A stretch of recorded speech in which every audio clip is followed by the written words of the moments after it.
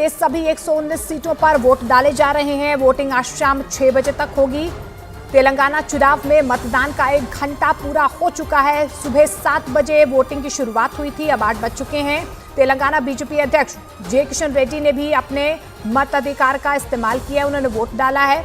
तो आपको बता दें कि लगातार 119 सीटों के लिए तेलंगाना विधानसभा चुनाव के लिए आज वोटिंग हो रही है। सुबह 7 बजे वोटिंग की शुरुआत हुई है, 8 बज चुके हैं, 1 घंटा बीत चुका है। जी किशन रेड्डी ने अपने परिवार के साथ वोट डाला है। एक्टर अल्लू अर्जुन ने भी अपना वोट कास्ट किया है, वो भी हैदराबाद पहुंचे अपना वोट कास्ट करने के लिए।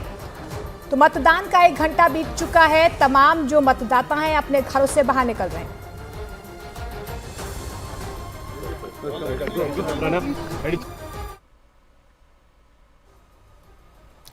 तो एक्टर अल्लू अर्जुन ने भी अपना वोट कास्ट कर लिया है हैदराबाद में। तमाम जो दिग्गज हैं उनकी साख इस बार दांव पे है।